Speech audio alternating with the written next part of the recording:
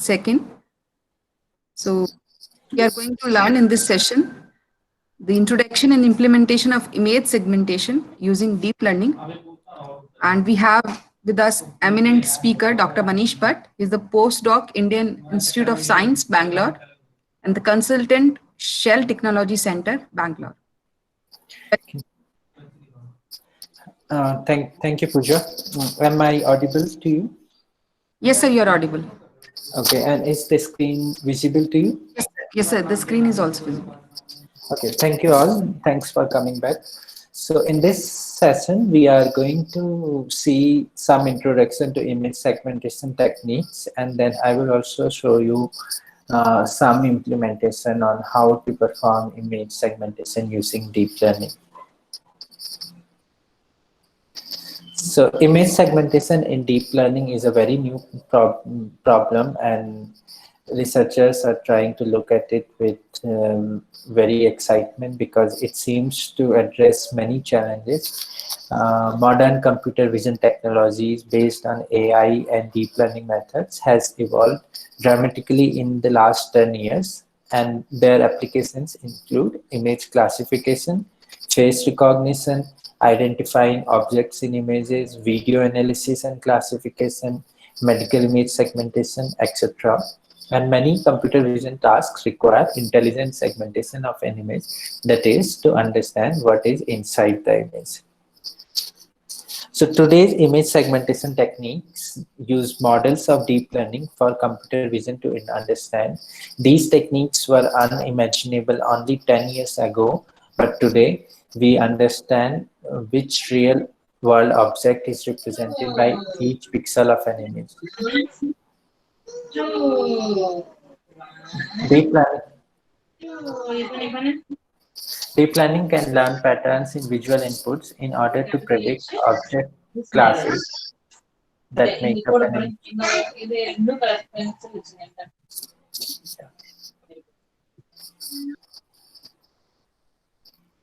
Okay, now the noise is gone. So deep learning can learn patterns in visual inputs in order to predict object classes that make up an image. Various architectures have been used. Convolutional neural networks are one of the popular ones. Then specific CNN frameworks like AlexNet, VGG, Inception, GoogleNet, ResNet are other popular networks that are created by either Google, Microsoft, or other popular research teams. And these are typically trained and executed on specialized graphics processing units to reduce computation times. Often you require a deep learning server to conduct such research, and many computer companies have started building dedicated server for deep learning researches. So let us see what is image segmentation. It involves dividing a visual input into segments to simplify image analysis. These segments represent objects or parts of objects. There are three levels of image analysis. One is classification, that is to categorize the entire image into a class, such as people, animals, outdoors. For example, you see an image here, we can classify it as outdoor. Then object detection. This is to detect objects within an image and drawing a rectangle around them. For example, in the image shown here, we can perform object detection as person, cat, and dog. And finally is segmentation, which is identifying parts of the image and understanding what object they belong to.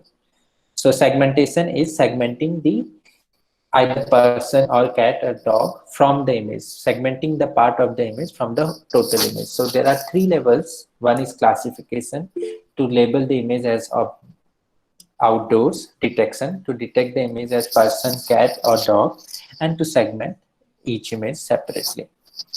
Then there are two types of segmentation: semantic segmentation and instant segmentation. Semantic segmentation origins from the word significant, which means you want to extract the significant part of the image. Semantic segmentation classifies all the pixels of an image into meaningful classes of objects. For instance, You could isolate all the pixels associated with a bicycle and color them green, and all the pixels associated with a person and color them pink. So here you can see an example. Semantic segmentation is segmenting cycles as green and persons as pink. Then there is second type of segmentation is instance segmentation. Instance segmentation identifies each instance of each object in an image. For example, you have an image with several balloons in it. Then each semantic segmentation will segment all the balloons as in the same color code as balloons, but instance segmentation will segment it into different color code. So it differs from semantic segmentation in the sense that it does not categorize every pixel. And if there are 7 balloons in an image, semantic segmentation would classify all the balloons as one instance, while instance segmentation identify each individual balloons. What does it mean? So here you can understand it with a very simple picture. The first layer of this analysis is classification. So we give an input of the image and it classifies the image as balloons. That is classification. Then there is object detection, which is in the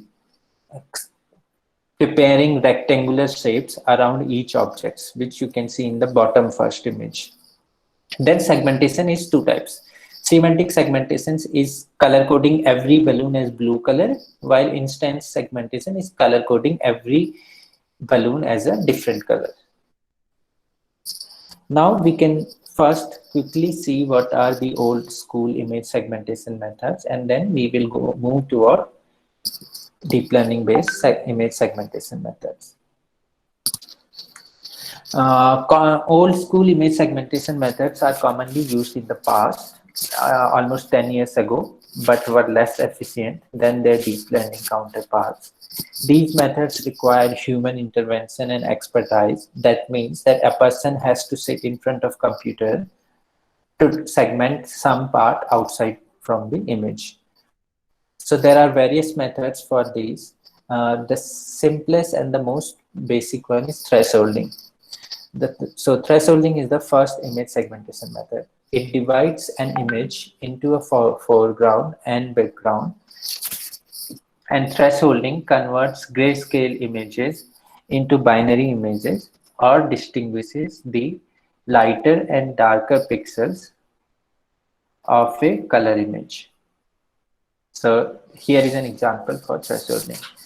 So you have an image, a satellite image with Saturn with its ring on the space. So we give the value background pixels equal to 0 and object pixels equal to 1. It is very easy. By setting a threshold, you can see the gray levels of the image. Set a threshold that if the pixel value is above this threshold, give them value 1, and if the threshold is below this value, pixel value is below this threshold, then give them 0 value, and based on this, the thresholding segmentation can be performed. Now, second method is k-means clustering. This is an algorithm that identifies groups in the data with the variable k representing the number of groups. And the algorithm assigns each data points or pixels to one of the groups based on feature similarity. And then there is histogram-based image segmentation that uses a histogram to group pixels based on gray levels. So a large peak represents the background gray level in the histogram, and a smaller peak represents the object, which is another gray level. So let us see the examples.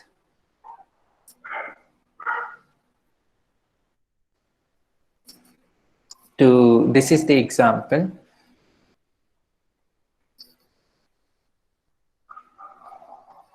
So for k-means and histogram-based segmentation. The first row shows an original image where there is a background in blue color, there is a tree in green color, there is sand, and there is the tree shadow. Then we can set k equal to 6. That means you are classifying the image into 6 parts, and then you can these 6 parts can be classified by seeing the values of each pixel, and based on this you can segment the image. For example, clouds are white in color, so maybe they have higher brightness values. Blue is the sky. This is the second classification, which has different pixel values. Sand is in yellow color, it would have a different value. Shadow of the tree is in different color, and tree is in the different color, and the ocean is in different colors. So these are 6 sets that you can classify and give k equal to 6, and then it can perform a k-means segmentation. Second image is the histogram based image segmentation, which uses a histogram to group pixel based on gray levels, and a large peak can represent the background gray level in the histogram. So for example, here is a microscopy image. The higher peak may corresponds to the presence of bacteria in the slides, and the lower peaks may correspond to the background. So as you can see, this can segment the as in white and black pixels. White pixels may correspond to bacteria, and black pixels may correspond to the background. Then another segmentation method is edge detection. It identifies the sharp changes or discontinuities in brightness. So for example, there is an image of several coins. The edge detection algorithm can detect the edges by seeing when there is a sharp changes is in the pixel values is happening. Based on these sharp changes, you can perform a differentiation and then get the segmentation of these images. Now let us see some deep neural networks that have been employed for image segmentations. So we have already seen the old school methods. Now we are just simply moving forward to deep methods, deep neural based methods that can be used for image segmentation. One of the first and basic approach is using convolutional neural networks. CNNs mainly consist of 3 types of layers. A convolutional layer, where a kernel or filter of weights is convolved in order to extract features. Second is nonlinear layers, which apply an activation function or feature maps in order to enable the modeling of nonlinear functions by the network. And third is pooling layers, which replace a small neighborhood of a feature map with some statistical information, for example, mean or max, about the neighborhood, and reduce the spatial resolution. That is, it is used to downsample the data or reduce the data size. And some of the most well-known CNN architectures include AlexNet, VGGNet, ResNet, GoogleNet, MobileNet, DenseNet. AlexNet is created by Microsoft. GoogleNet is from Google. So then another type of classification is recurrent neural networks, RNN, and long short-term memory, LSTM. So RNNs are widely used to process sequential data such as speech, text, videos, and time series, where data at any time position depends on previously encountered data. And RNNs are typically problematic with long sequences, as they cannot capture long-term dependencies in many real-world applications, although they exhibit no theoretical limitations in this regard and often suffer from gradient vanishing or exploding problems. So LSTM can be designed to avoid these issues. Then there is third type of neural network is encoder-decoder and autoencoder models. This is like the UNet model. Encoder-decoder models are a family of models which learn to map data points from an input domain to an output domain via a two-stage network. The encoder, represents by an encoding function z is equal to fx, compresses the input into a latent space representation, and the decoder y equal to gg aims to predict the output from the latent space representation. These models are extremely popular in image-to-image translation problems. So for example, in image reconstruction also these are used, where you provide an initial image which is in poor quality. You give it to an encoder network that downsamples the image. That means it it reduces the size of the image, and then there is a decoder which upsamples the image, which means it improves the size and resolution of the image, and finally you get an improved image. And autoencoders are special class of encoder decoder models in which the input and output are the same. Then there are generative adversarial networks, or GANs. GANs are a newer family of deep learning models, and they consist of two networks, a generator and a discriminator. Just like encoder and decoder, there are generator and discriminator in this type of networks. The generator network, it maps from Z to Y in the conventional GAN and learns a mapping from noise Z to a target distribution Y, which is similar to the real samples. So you have a noisy set of samples and you learn it from noisy Z to a set of target, which is the ground truth distribution Y, which is like the real data. And the discriminator network D attempts to distinguish the generated samples fakes from the real ones. So the discriminator network can say, okay, this is a fake data and this is a real data, and then it can be used. And then there is another type of modeling which is called transfer learning. In many cases, there are not enough labeled data available to train a model from. For example, in medical imaging, to scratch, and one can use transfer learning to tackle this problem. In transfer learning, a model trained on one task is repurposed on another task, usually by some adaptation process toward the new task. For example, U-Net architecture, which was initially designed for biomedical image segmentation, you can use the same network for biomedical image reconstruction. That is, one imagine that you are adapting an image classification model trained on one network to a different task. This is called transfer learning, because you are learning transferring the learning that the first model has done for a different task.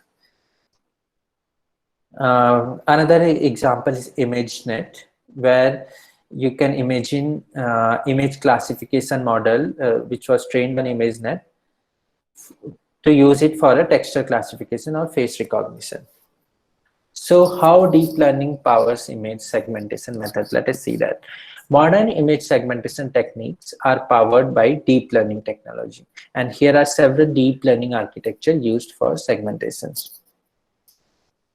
So CNNs, this is how the architecture of a convolutional encoder decoder CNNs look like.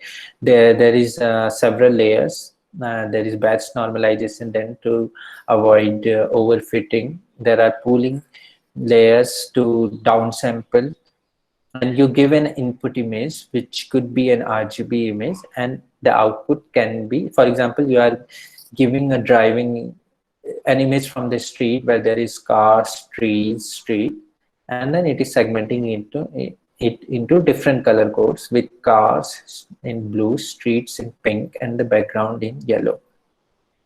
But the CNNs cannot often process the whole image at once. So they scan the image, look at a small filter of several pixels each time, and until it has mapped the entire image. That is, they perform the image segmentation in small parts. Traditional CNNs have fully connected layers which cannot manage different input sizes. And fully connected networks use convolutional layers to process varying input sizes and can work faster. The final output layer that has a large receptive fields and corresponds to the height and width of the image, while the number of channels corresponds to the number of classes. So if you are designing a FCN network, you have to keep the number of channels is equal to number of classes that you have in your data set. For example, if you have cat, dog, apple, oranges, streets, 5 classes, then you have to set a number of channels equal to 5. The convolutional layer classify every pixel to determine the context of the image, including the location of the object. Then let us see ensemble learning. Ensemble learning synthesizes the results of two or more related analytical models into a single spread. It can improve prediction accuracy and reduce generalization error. In this method, segmentation is done by generating a set of weak baseliners which classify parts of the image and combine their output instead of trying to create one single optimal learner. Now let us see what is Deep Lab. Deep Lab is a very popular network. One main motivation for Deep Lab is to perform image segmentation while controlling signal decimation. That is, reducing the number of samples and the amount of data that the network must process. It enables multi-scale contextual feature learning, that is aggregating features from images at different scales. And it uses ImageNet database. It's a kind of database which is pre-trained on residual neural network for feature extraction and uses dilated convolutions instead of regular convolutions. So Deep Lab is comprised of three components. Deep Lab is very popular. You should be able to download it from internet. So there are three components: address convolutions with the factor that expands or contracts the convolutions filters field of view. So this is like downsampling and upsampling. Then there is ResNet. ResNet is the popular network type that I showed you in the beginning. A deep convolutional network from Microsoft. It provides a framework that enables training thousands of layers while maintaining performance. And then ASPP, which provides multi-scale information. Then another very popular network is SegNet. As the name suggests, it is used for segmentations. It is an architecture based on deep encoders and decoders, and it is also known as semantic pixel-wise segmentation network. This network involves encoding the input image into low dimensions and then recovering it with orientation invariance capabilities in the decoder. Then U-Net. Most of you are fascinated by U-Net, I think. So this was first proposed by Roneberger, where they wanted to use it for segmenting biological microscopy images. Their network and training strategy relies on the use of data augmentation to learn from the available annotated images more effectively. That is ground truth images.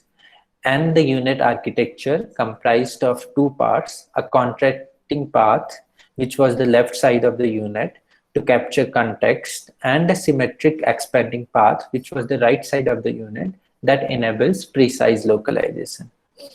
The downsampling or contraction part had a FCN-like architecture that extracted feature with 3x3 convolution layers, and the upsampling or the expanding part uses up convolution, that is reducing the number of feature maps while increasing their dimensions. So it means first the dimensions of the images were reduced and the dimensions of the images were increased during the upsampling procedure. That gives the higher resolution in the output images.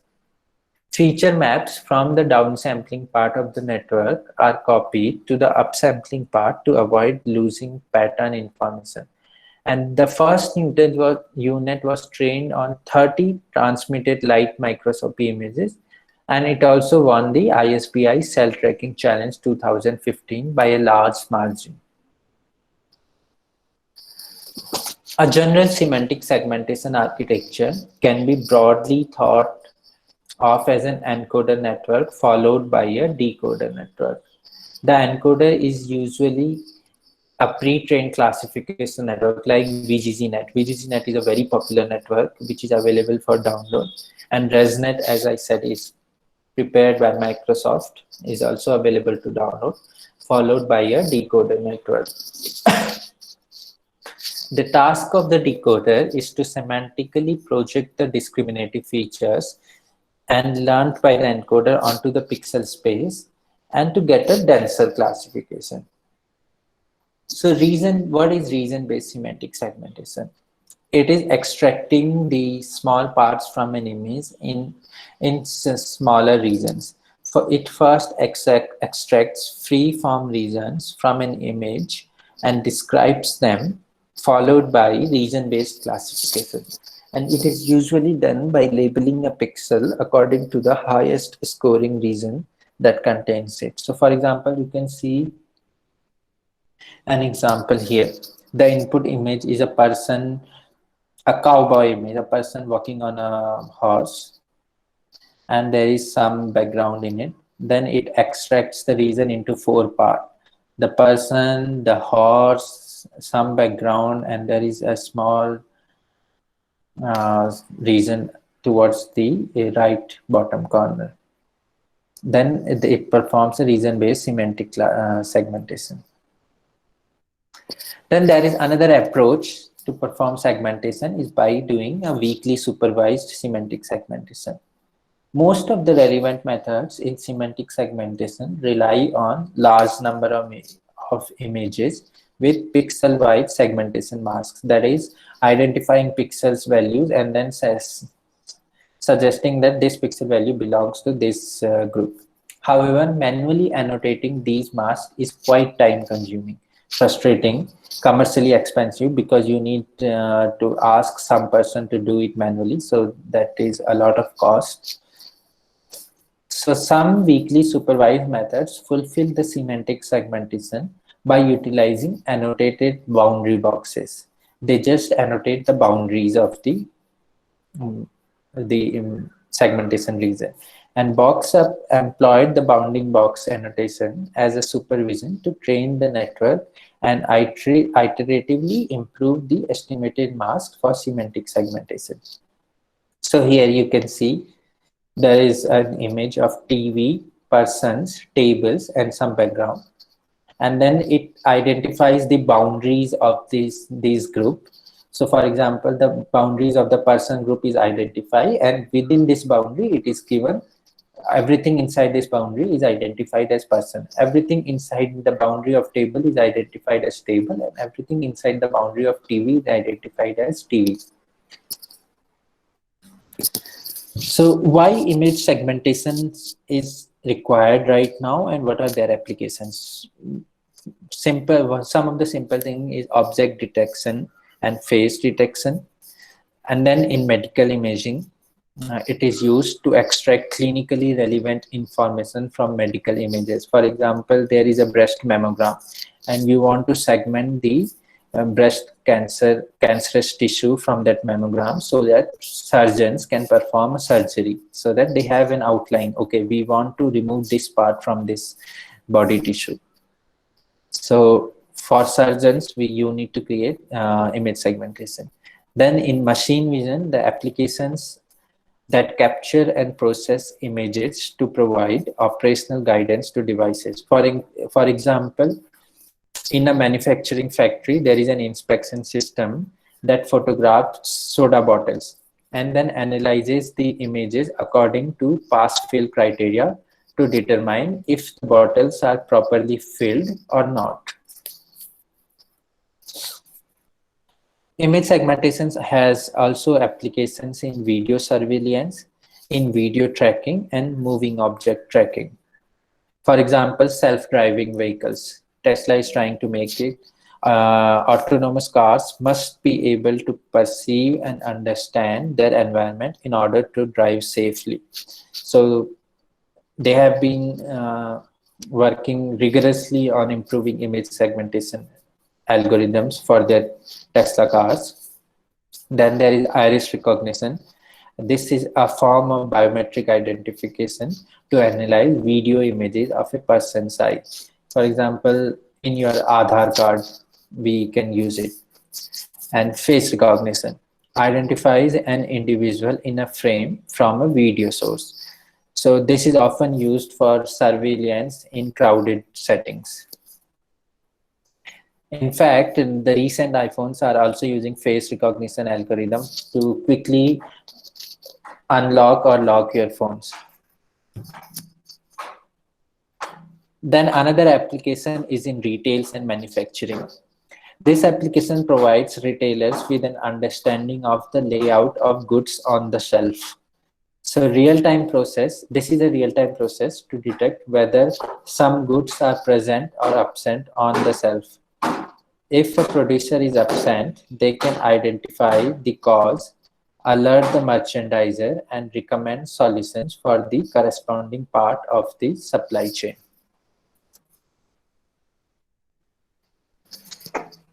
So image segmentation with deep learning in the real world. When you start working on computer vision projects and using deep learning frameworks like TensorFlow, Keras, and PyTorch, these are the libraries. Then to run and fine tune these models, you will run into some practical challenges. So I will list some of these challenges that comes during the implementation of deep learning models for any task, be it whether segmentation or reconstruction. First is tracking experiment source code, configuration, and hyperparameters. So convolutional neural networks have many variations that can impact performance. You will run many experiments to discover the hyperparameters that provide the best performance for your problem. Organizing, tracking, and sharing experimental data can be challenged. For example, how much progress has been in training the network can be a challenge. Scaling experiments on premise or in the cloud. So convolutional neural networks require a lot of computer power. So to run large number of experiments, you will need to scale up across multiple machines. Provisioning machines and setting them up to run deep learning projects is time consuming, and manually running experiments results in idle time and wasted resources. What it means is, for example, you have a data set of 50,000 images and you want to train your network for this data set. Now, this is a huge data set and it would require at least 10 to 20 hours depending on your workstation capability for this training. So if you have just a simple laptop, it may need 2-3 days for this training. And often what happens is you train the network once, then you realize, okay, you want to fine tune some parameters, then you have to train the network again, then you have to train the network again to improve the accuracy again. So during the research process, it requires multiple training, and this may increase idle time and wasted resources. So what can be a challenge is to use 3-4 GPUs together, setting up together so that you can create a deep learning server and then scale up your experiments. Then managing training data. Computer vision projects use training sets with rich media like images or video. A dataset can weigh anywhere from gigabytes to petabytes, and you need to copy and recopy this data to each training machine, which tasks time and hurts productivity. For example, in a face recognition algorithm, there are often millions of images. This could go into gigabytes too. And then if you are running your data set in a huge deep server, you will have to copy the whole data set into each machine. If you are 5 GPUs in parallel, you will have to copy this data set in all 5 GPUs. So that would require a lot of time, and that it takes time and hurts the productivity also.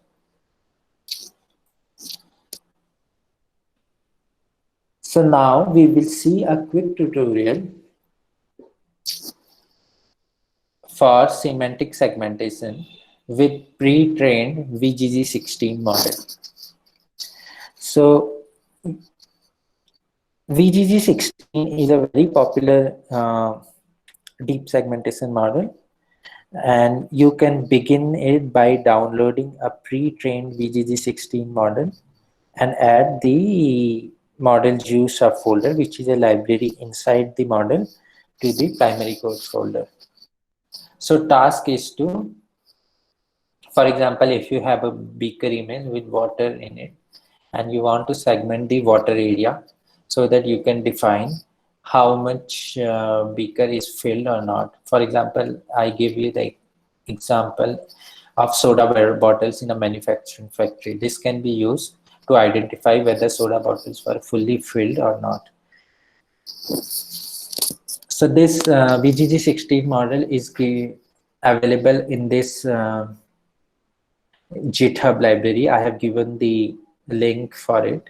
One can download it from here and then start by adding this model zoo library to the primary code folder where you want to the folder where you want to run your own network. So that you can do by opening the terminal, setting cd command directory and the folder where all the code is, going to that directory and then start running your algorithm.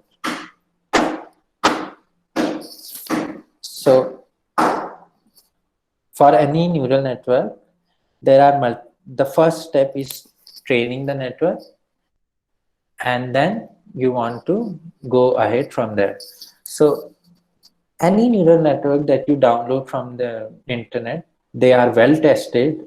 There are data sets also available, and all you have to do is define where the library is, where your input images are, where your ground truth images are, checking if the training file is working fine or not, and then it should be able to perform the task for you.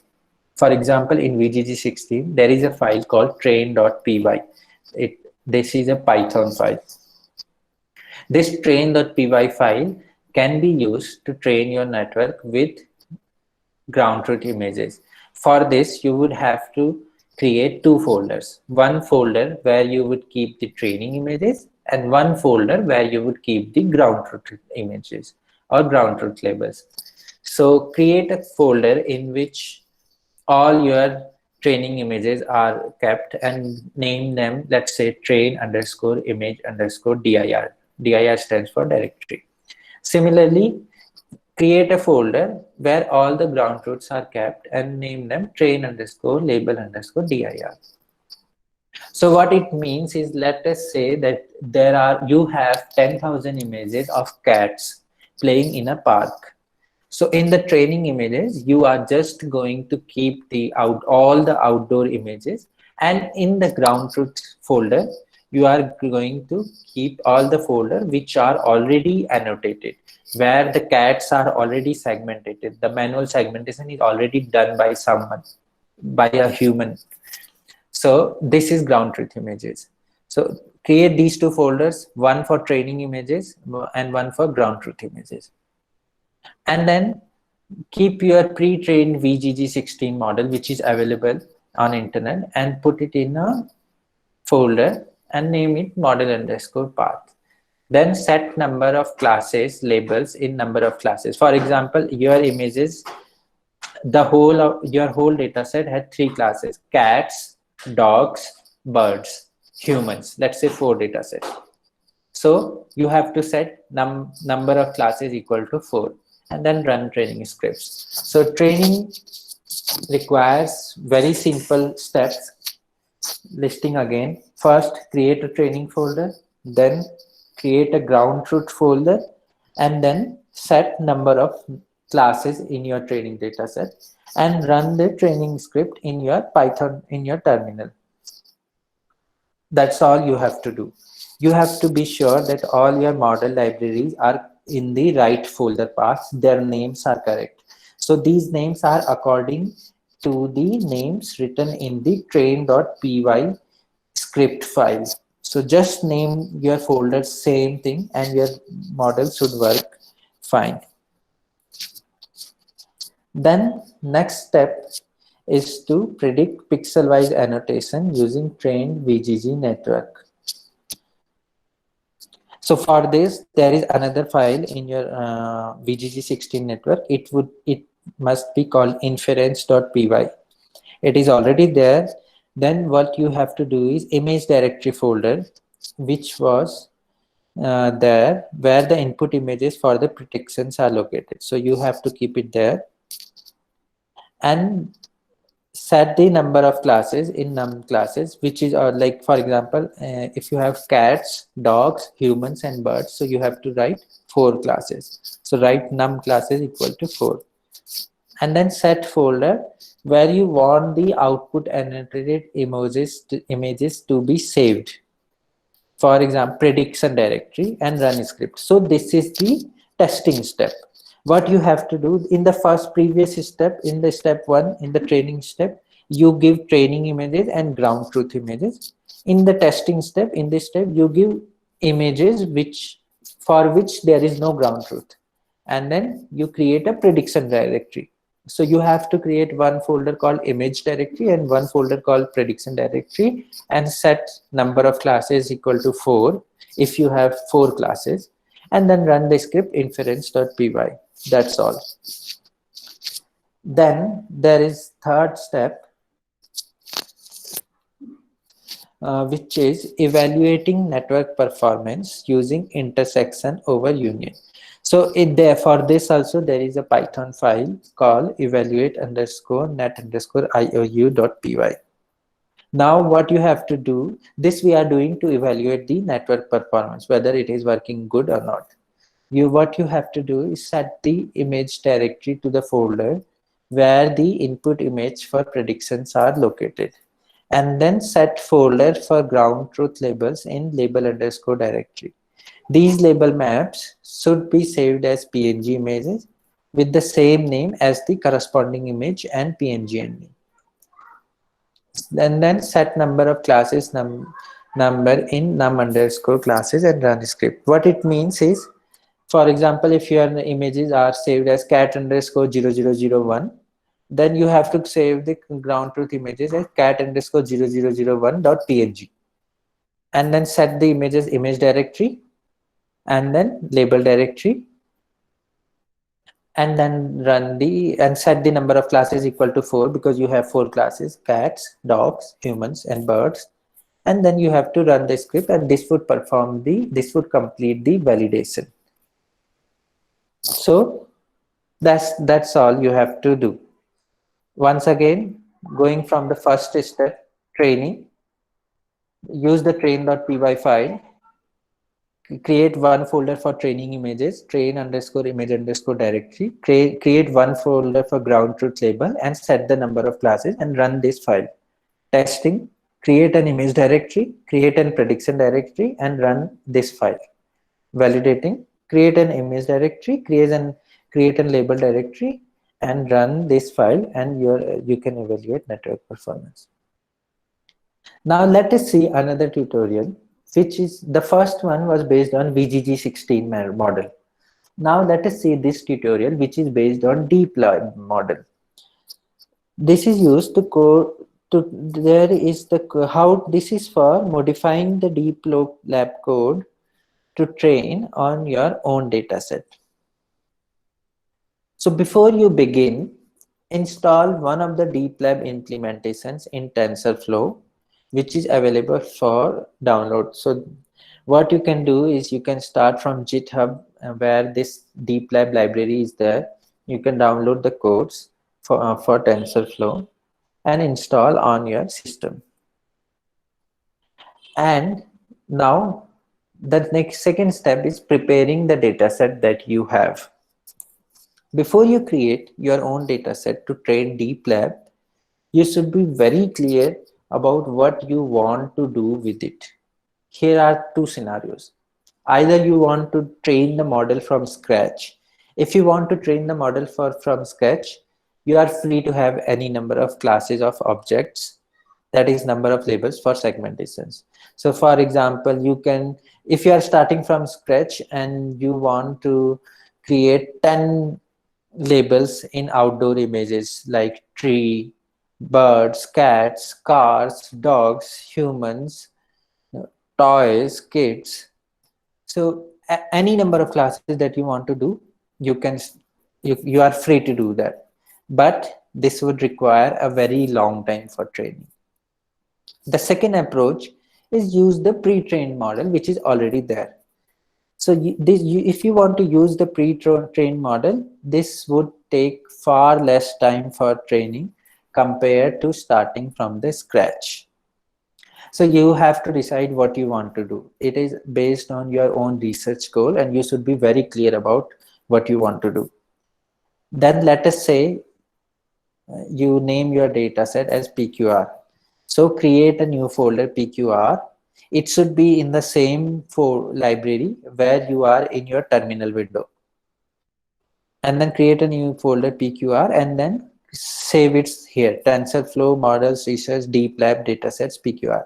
So in your terminal window, you should also go to this library, cd TensorFlow / models / research / deep lab. And inside this, you will have all the codes saved there. So to start, all you would need is input images and their pre-segmented images as ground truths for training.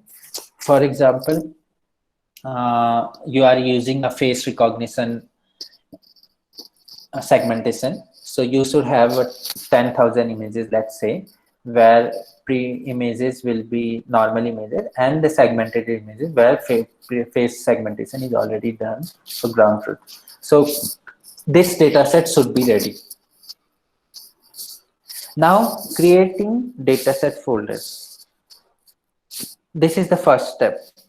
You already named your dataset PQR. It should have the following directory structure. Within this dataset folder, you should have 3 folders. The first folder can be called JPEG images, where all the input color images in JPEG format can be saved. The second class is called segmentation class. This folder contains all the semantic segmentation annotations, images for each of the color input images, which is the ground truth for the semantic segmentation. And the third folder is image sets. This folder contains train.txt, well.txt, and trainwell.txt. So what it is? The first folder is training images, where you are putting all your 10,000 images. The second folder is your ground truth images, where you are putting the manually annotated images. You could have done it probably from one of the old school method like k-means or histogram based segmentation. So you can start your ground truth from there. So this is your second image, or you can also do a manual annotation for ground truth. And the third folder is containing the training file, validation file, and trainwell.txt. So all these files have the list of image names. For example, these image names can be cat_001.jpg, cat_002.jpg, cat_003.jpg for training folder. Similarly, for validation folder, same names. And then the third file .txt also has the files or names of all these files together. So let's see what you have for in your input folder. So this is the JPG images folder, which was the training folder, training dataset folder. Inside this, you will have to keep all the images that you have as training sets. For example, here an image of rails is kept, trains is kept into training folder JPG images. Then second folder was ground truth folder, which you named as segmentation class folder. In this, you can see the trains are segmented in green color now. So this was the image, 2 trains facing each other. And here you can see these two trains are now segmented in green color. So in this folder, you have to put all your ground truth images, and these ground truth images can be color coded. For example, you have, let's say, 3, 6, 9, 12, 15, 18, 21. There are 21 classes for this data set. And each color can represent one class. For example, red is saying chair, blue means boat, light greens mean train, brown means sheep, black means background, gray means car, pink means horse. So something like this, you can create the segmentation classes. So if you are segmenting trains, they should be in the same color. green color coding.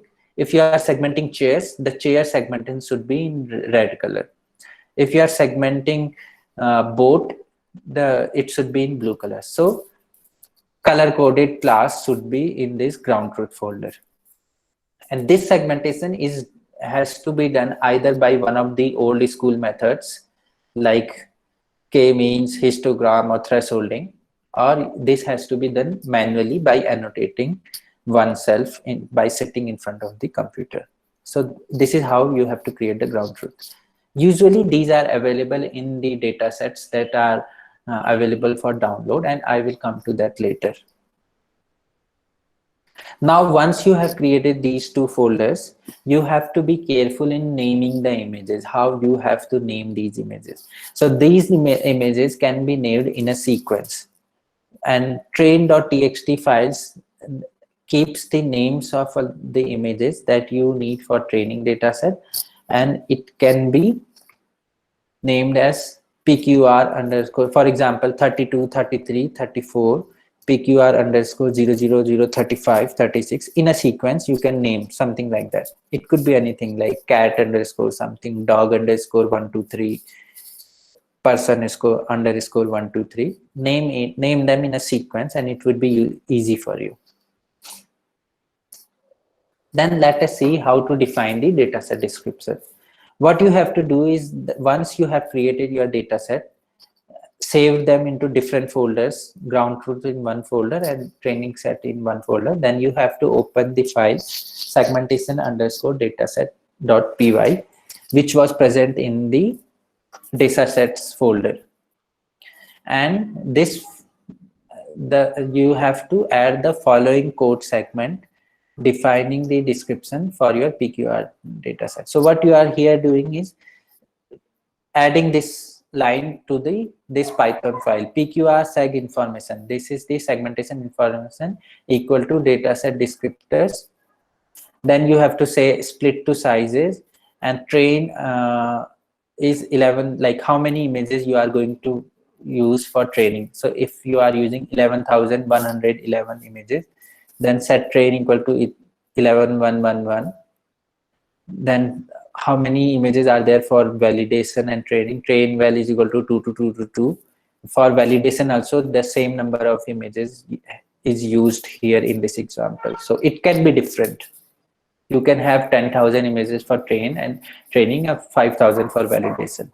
But you have to similarly set this line in the Python file. Number of classes, it depends on your data set. There can be 10 data sets. For example, here there were 21 number of classes. So you can set 21 in this example. And then you can set white edges to be ignored to be a class. So that improves the accuracy.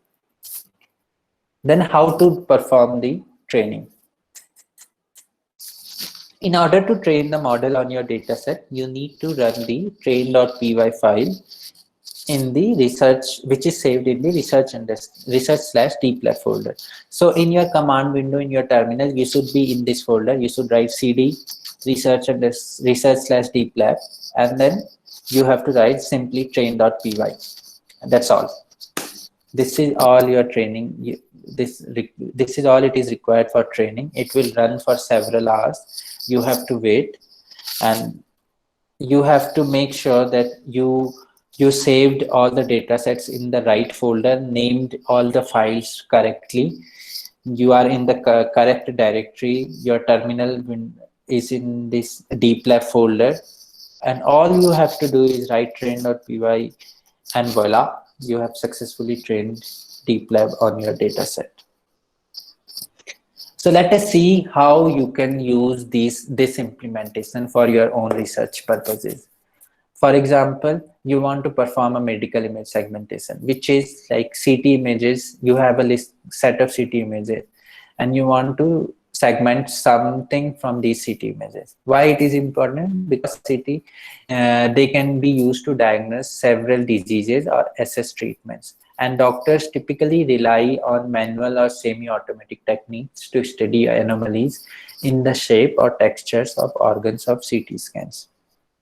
For example, you have to perform a liver and lesion segmentation. So this is an image of a liver. Someone, a radiologist must have done this annotation. An engineer should not do it himself or herself. A radiologist should do this. So if you are performing a medical study, you need to have some radiologist who can help you with this. So they have performed a segmentation of a liver as a ground truth, and they also have with blue color, and they also have performed segmentation of ground truth with red color. And these two images, you can see blue outlining the liver boundary and red outlining the lesion boundary.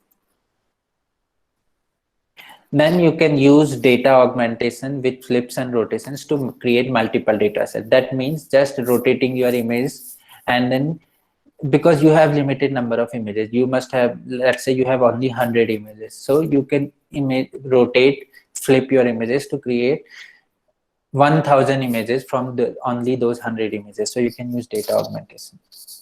And once you have created that data set, you have, because these are medical images and accuracy is very important, so you have to use an accuracy matrix. One of the accuracy metrics is Dice similarity coefficient, which is popularly used and very reliable. So this is if your predicted image is X, predicted area is X, or volume if it is in 3D, and ground truth volume or area in 2D was Y. So Dice score can be simply computed as 2X intersection Y divided by X plus Y, absolute values all. So if your Dice score is high, like it is usually between 0 to 1, if Dice score is close to 1, you will say that your segmentation is very good. And if it is close to 0, that means your segmentation is completely poor. So usually in medical imaging, we are looking at segment Dice score which is greater than 0.90. So here is an example scenario. You have an input image of a liver, you send it inside a network which segments the liver out of it and the ground truth. Then the second network is there which segments the liver and the lesions. The lesions are gray color in the liver, if you can see in the second full liver image, and these livers can be segmented. So this is the kind of task that you can perform with your network. Reconstruction, like previously in my previous lecture, I have shown you the one network was creating reconstruction and segmentation. In this one network is performing segmentation task, but two types of segmentation. One is the whole liver segmentation and another is lesion segmentation. So this is the kind of task you can perform. You need to have some, these are some liver segmentation images, for example. So this has to be done by a radiologist. As I already told you, the blue outlines the liver, red outlines the segmentation. The green boxes are just to show where these segmentation, where the lesions are present. You don't need to have these green boxes in your ground truth images.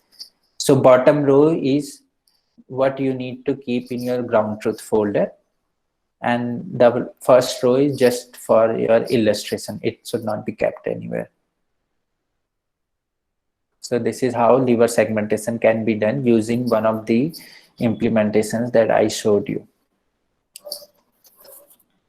So here, let's take a 5 minutes break, and then we will see a more detailed implementation on how to do segmentation.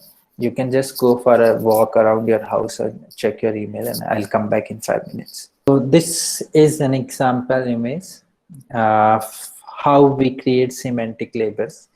There is a person, a lady, that is, there are 5 classes: person, purse, plants, sidewalk, and building.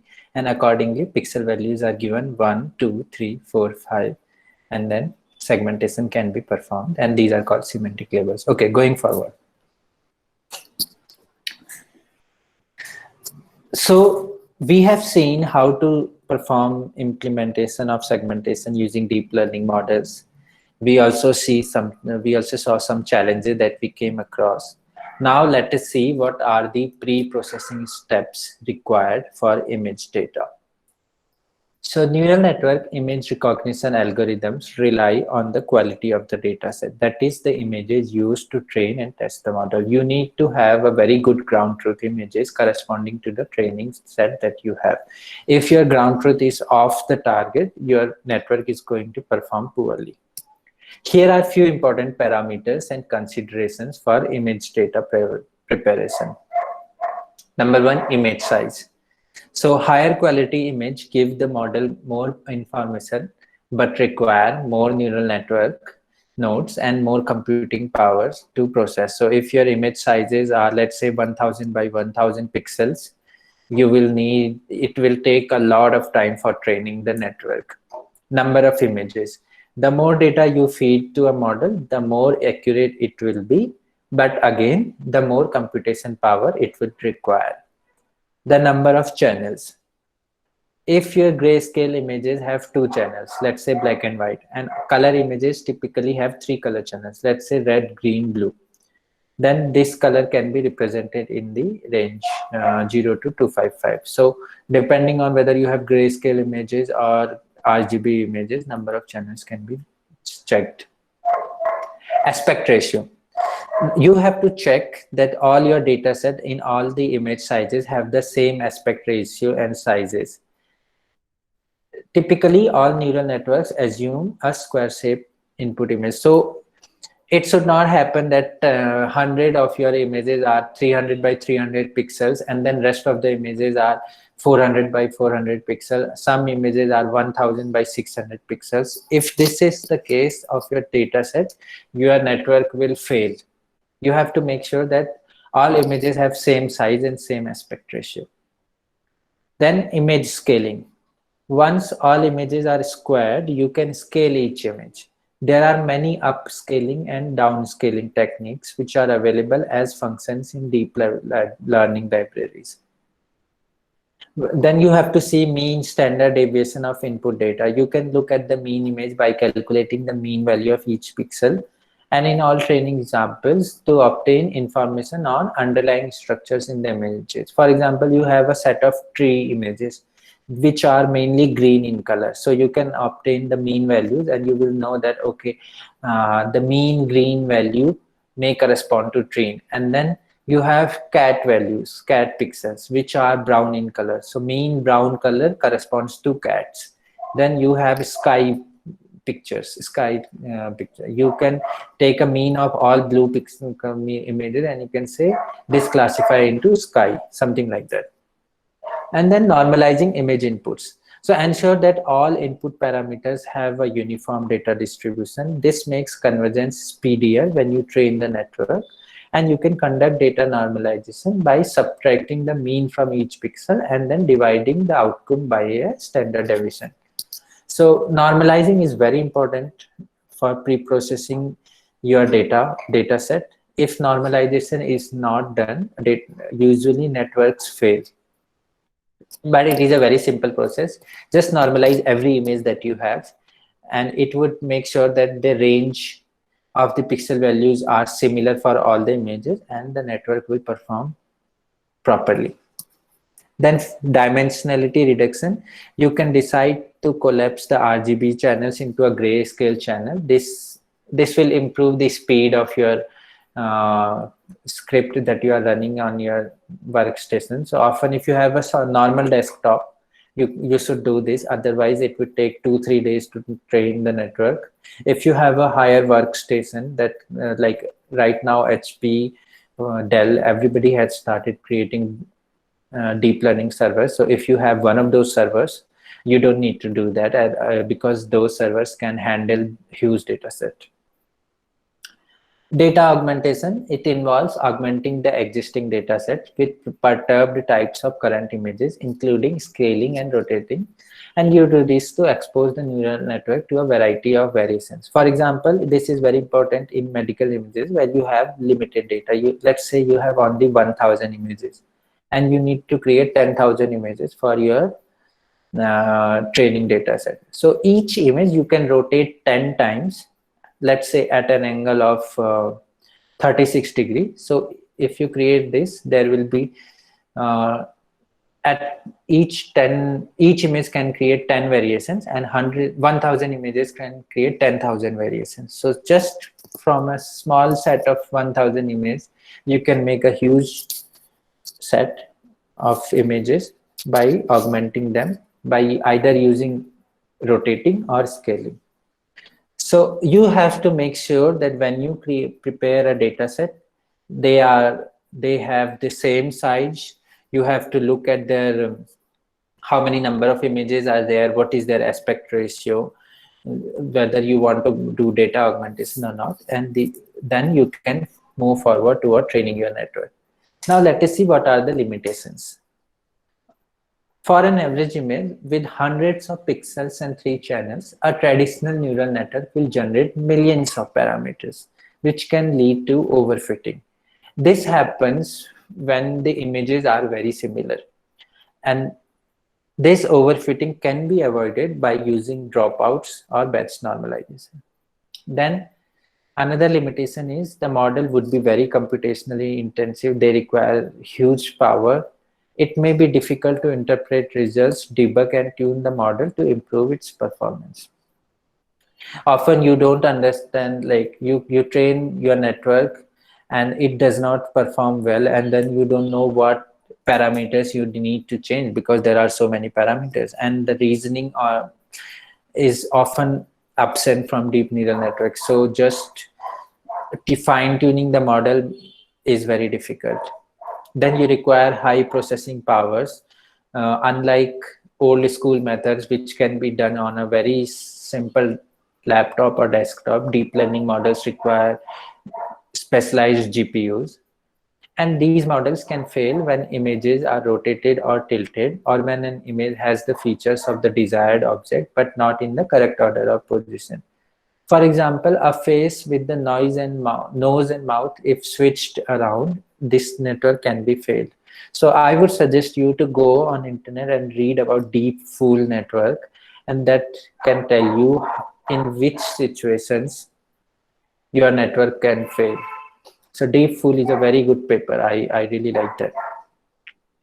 Now let us, like for most of you, you want to perform an image segmentation research, but you do not have enough data sets. So let us see from where you can get these data sets.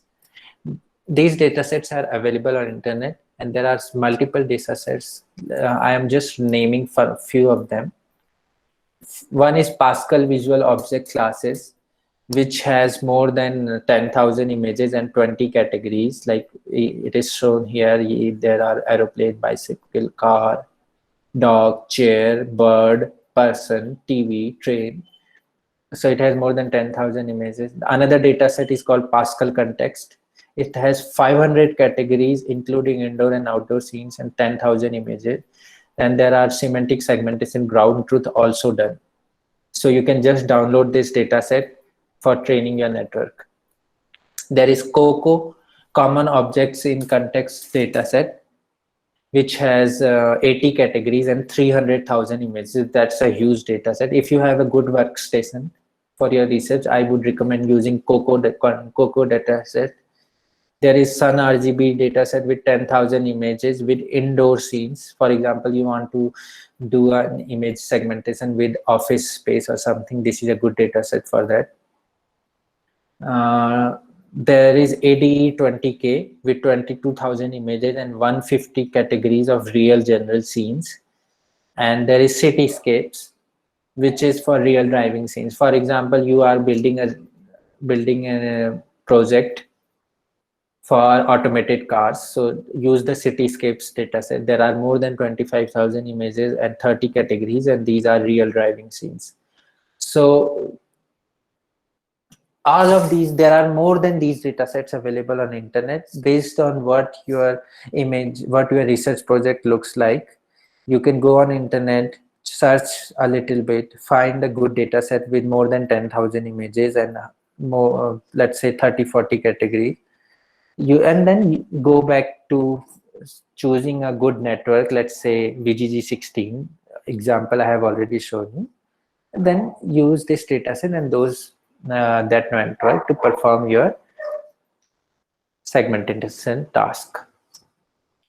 So to summarize, from classification to semantic segmentation, for example, here is an image of a cat and a dog.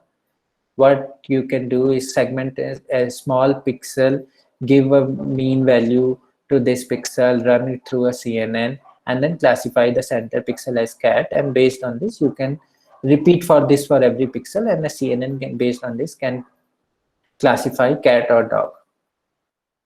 Now, I am going to list some of the deep networks that I recommend for segmentation tasks. One of them is AlexNet. It is it is done by Toronto people. It pioneers deep CNN that won them 2012 ImageNet competition with a test accuracy of 84%. It was very high in 2012, but now we can get better accuracy.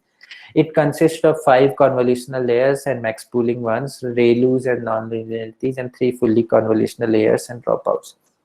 Then another is VGG16. It came after AlexNet in 2013. It is created by University of Oxford. They won the same competition with 92% accuracy. So in just 1 year, they improved accuracy by 7%. And this is a very popular model right now, and still in 2020 people are using VGG16.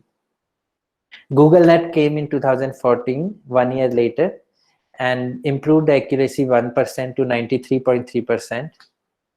It was created by Google, as the name suggests. Then came in the 2016, Microsoft trumped all the previous network and brought ResNet with an improved accuracy of 96%.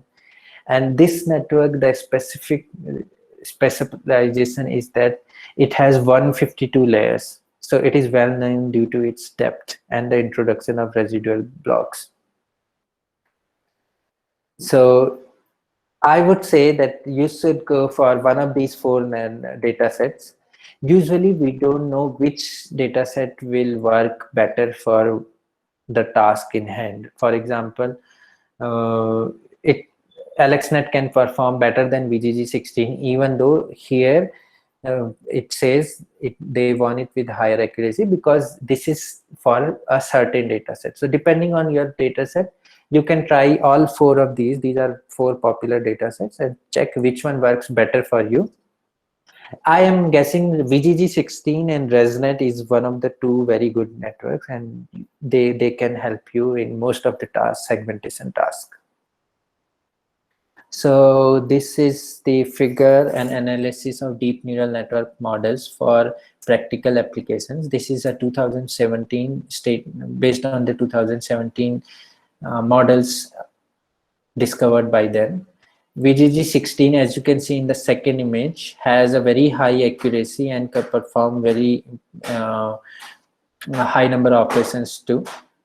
So that is something to look into. And then there is ResNet 152. There is Inception V4, which has highest accuracy. So I would say go for VGG16 and ResNet. These are my recommendations. Now I am going to show you one more tutorial doing semantic segmentation with fully convolutional network, and let's walk through a step-by-step implementation of the most popular architecture for semantic segmentation, which is the fully convolutional net FCN, and implement it using a TensorFlow library in Python 3 along with other Python dependencies, NumPy and SciPy. So FCN architecture, the key features are that it transfers knowledge from VGG16 to perform semantic segmentation, and FCNs of VGG16 is converted to fully convolutional layer using 1x1 convolutional layer. There are skip connections that is introduced after each convolutional block. This improves the accuracy, and this example is going to implement FCN8 structure. So let us see. First, you have to download the VGG16 model and load it into your terminal window or into TensorFlow. So VGG16 function can be downloaded from internet. We also saw it previously in our tutorial 1. You download it, this function first load the models and weights of the model, and then you can create the layers, get tensors to be written from graph. So there are layer 3, layer 4, layer 7. This is how you can create multiple layers if you want to make change. So there is 3 examples given, layer 3, 4, 7. Just add some more layers. This is we focus on creating the layers for FCN. So this is how the layers function look. It is already available on the VGG16 that library that you will download. So there are 3 layers in this example. Layer called layer 3, layer 4, layer 7. You can create multiple layers, more than that or lesser than that. Then to apply 1 by 1 convolution, there is a library called FCN8 line equal to tf.layers.con2d. So similarly, if you want to create multiple 1 by 1 convolution, just repeat this thing for each layer. This is here for layer 7. You can also do it for layer 3 and layer 4. And then upsample this with the size depth that you want to do. Upsampling will improve the resolution. So you can make smaller, simple changes in here. For example, filters equal to layer 4. If you want to do it for 7, just do it for layer 7 also. Then upsample again, add a skip connection. Always add a skip connection between 2 upsampling. It improves the accuracy. Then add skip, upsample again, add skip connection, upsample again, and that's all.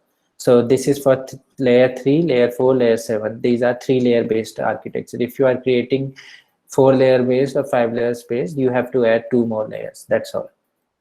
Just copy pasting and changing the names would do. Then there is optimize function. This is to optimize your neural network. And you can use cross entropy as your loss function and ADAM as your optimization algorithm. So there are more loss function that has been proposed, but ADAM works very good. So in most of the tasks, ADAM should be fine. Otherwise, you can try to change the loss function to something else. So this is the code. It looks something like this. And then you have to calculate distance from actual labels using cross entropy, take mean for total loss. This is how you take the functions, and anything you want to. So for example, if you are using ADAM optimizer, here is the last line is tf.train.adam optimizer. If you want to use some other optimizer, replace this line from that optimizer, and that should be done. Then there is training function. So train_nn function, which takes in important parameters, including number of epochs, which is how many loops that you want to run, batch size, loss function, optimizer operation, and placeholders for input images. And then you define train_nn function, in which you can define epochs, number of epochs, number of batch size. So usually I would say 30 and 40 epochs should be enough for any training. Then you can define total loss. And finally, once you have done this, it is time to train our network. So in this function, we first build our network using the load VGG, layers, and optimize function, and then we train using the train_nn function and save the inference data for records. So this is all done together. You can download the pre-trained model, a function to get batches, returns the 3 layers, layer 3, 4, 7, key probability and input layer from the VGG architecture. Then add into a decoder on top of the given VGG model by using model_output equal to layers function, and returns the output logic.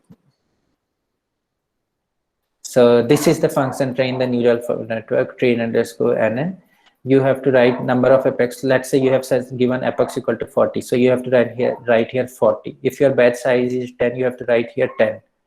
And that's all. Just you have to run this function. So this is all you have to do. If you want to make some changes in a VGG16, let's say if you are changing the optimizer or if you are changing the number of layers, you can just download these files and make your own editing in these files. Everything is available here in this GitHub library. So finally, when you run your results, you could expect to get outcomes like this. There is an image segmentation of a person, cycle, cars. This is again too many people things segmenting in one single image. Aeroplane segmentation or even medical image segmentations, microscopy image segmentations. Another, if you want to segment a cat. So this is all. So I hope this helped you. And let us see what questions is there. So baby Sheila has asked which architecture is suitable for cardiac MRI segmentation. So I would say go for UNet architecture. UNet is a very well-known architecture for biomedical image segmentations, and I think this should be fine. Someone has asked, can you please explain the term upsample or downsample? So for example, downsampling means reducing your image size. Let's say your image is 200 by 200, the initial image.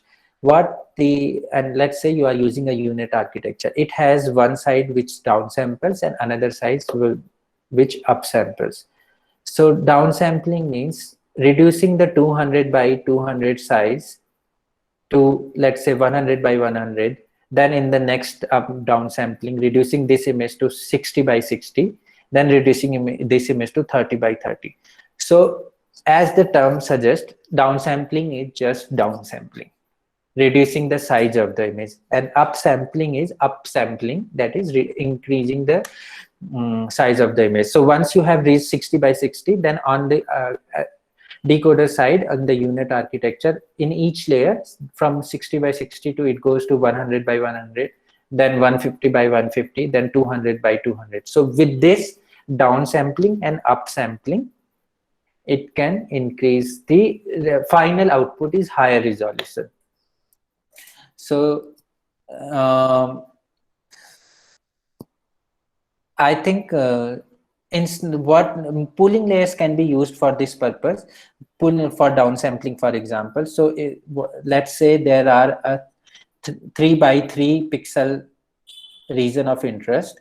Then to downsample these 9 pixels together, either you can take the mean of those 9 pixels or the maximum value of these 9 pixels. One of the so if you are taking the maximum value, it's called max pool layers.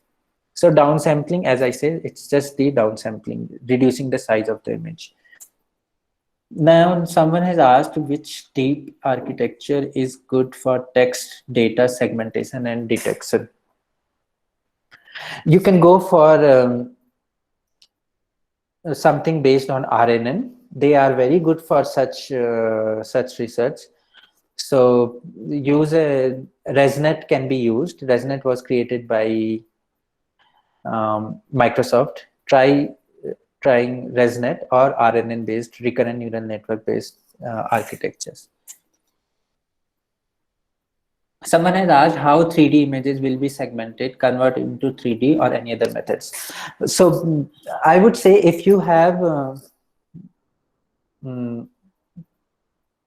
ground truth data set that is already 3D images, then you don't need to convert it into 3D. Your input data can be 3D, what you have, and your output, your ground truth can be 3D data, and then you can just perform a 3D segmentation with this.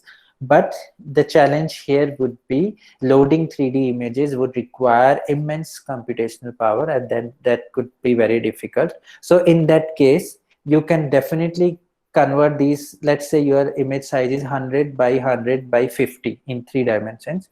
So you can reduce that to 50 samples. One image can be converted into 50 samples. So now one 3D image is now 50 2D images, and then train your network, and it would improve the computational. You don't need enough computational power. So that could be another method. Both way can be done. Either use the 3D data set, which is difficult to get. So I would say converting into 2D is a better choice.